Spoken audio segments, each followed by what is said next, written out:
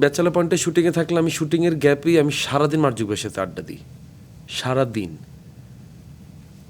আমার এই সময় আইসা মার্জুক ভাই আমার লাইফের অনেক বড় একটা লেয়ার হিসেবে কাজ করছে, অনেক বড় ইম্প্যাক্টফুল একটা ক্যারেক্টার হিসেবে কাজ করছে। সে আমাকে লাইফ স্টাইল শিখেছে। কারণ আমি শুরু থেকে ব্যাচেলর পয়েন্টে 4টি সিজনে দেখেছি, এবার একটু হয়তো অন অ্যান্ড অফ দেখছি আর কি। তো সেখানে অনেকে যোগ হয়েছে, অনেকে বিয়োগ হয়েছে, অনেকের আবার রি এন্ট্রি হচ্ছে। সবার সাথে আপনি কতটা কানেক্টেড? ওখানে তো মিশু সাব্বির ছিলেন, এখন তিনি ফোনেই আছেন। তৌসিফ ছিলেন, মাঝখানে গেলেন, আবার এলেন। শামীম হাসান সরকারও তাই, চাষি আলম, মার্জুক রাসেল একটু পরে বোধহয় জয়েন করেছিলেন। তো সবার সাথে আপনার কার সাথে বেশি ঘনিষ্ঠতা? মার্জুক রাসেল। আচ্ছা, আমার লাইফে আমি 4জন ব্যক্তির নাম বলছি না আপনাকে, জুনায়েদ ইবান, কাজল আরিফিন, আমি, আশফাকুর রহমান, রবিন, মুন্না ভাই। আমার লাইফের 5ম ব্যক্তিটা হচ্ছে মার্জুক রাসেল। বাহ। যেহেতু আপনি কবিতা পছন্দ করেন, তিনি নট একজন অনলি লেখক, কবিতা, তার দর্শন আপনাকে মুগ্ধ করে। এটা হচ্ছে আমার লাইফের আরেকটা অদ্ভুত লেয়ার, যে লেয়ারের কারণে গত 1 বছর আমার লাইফ স্টাইল থেকে শুরু করে সমস্ত কিছু অনেক বেশি চেঞ্জ। আমি প্রোগ্রাম শুরুর আগে আপনাকে বলতেছিলাম যে আমার কিন্তু ফোনের ডিজিটাল টাইম খুব কম। জি। কতক্ষণ থাকে আপনার সপ্তাহে মানে ডিজিটাল অন টাইম? এভারেজ 1 ঘন্টা। ওয়াও। বাকি সময়টুকু আপনি কি করেন? শুটিংয়ের ফাঁকে মার্জুক ভাই, ব্যাচেলর পয়েন্টে শুটিংয়ে থাকলে আমি শুটিংয়ের গ্যাপেই আমি সারাদিন মার্জুক ভাইয়ের সাথে আড্ডা দিই, সারাদিন। আমার এই সময় আইসা মার্জুক ভাই আমার লাইফের অনেক বড় একটা লেয়ার হিসেবে কাজ করছে, অনেক বড় ইম্প্যাক্টফুল একটা ক্যারেক্টার হিসেবে কাজ করছে। সে আমাকে লাইফ স্টাইল শিখেছে। কি লাইফস্টাইল? ডিসিপ্লিন শিখেছে আমাকে। মার্জুক ভাইয়ের সাথে এই কমিউনিকেশনগুলো, আড্ডাটা না হইলে আমি কিন্তু আর্লি এত ঘুমায় পড়তাম না। ধরুন আমি এখন আপনার শুটিংটা, এই পডকাস্টটা শেষ করে আমি কিন্তু আর্লি মর্নিং আমি কিন্তু আর্লি ঘুমায় পড়বো, কারণ আমি কিন্তু ভোর 5টায় উঠি এখন প্রতিদিন। একদম ঠিক 5টা বাজে উঠি। উঠে কি করেন?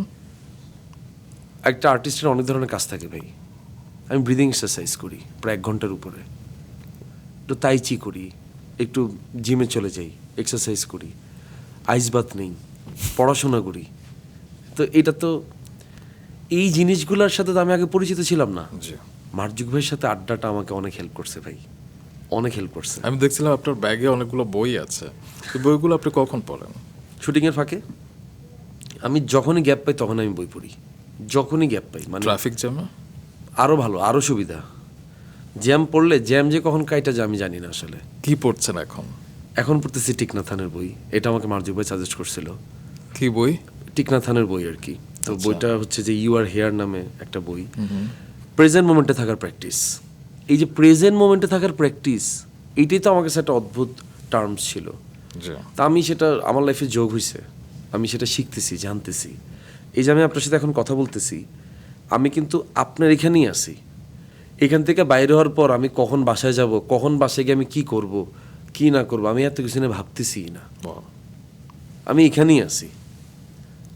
সেটাই তো থাকা উচিত। ধীরতা, নিজের ডিসিপ্লিনটাকে ঠিক করা, নিজের ফ্যামিলি টাইম, সব কিছু। মানে মার্জুক ভাই আমার লাইফে আরও এডিশনাল অনেক কিছু অ্যাড করছে। আমার লাইফে যেগুলো থাকে না, একটু হাতটাইতাম, খুঁজতাম, ইস এটা যদি পাইতাম কত ভালো হইতো, বা ওইটা যদি অর্জন করতে পারতাম কত ভালো হইতো।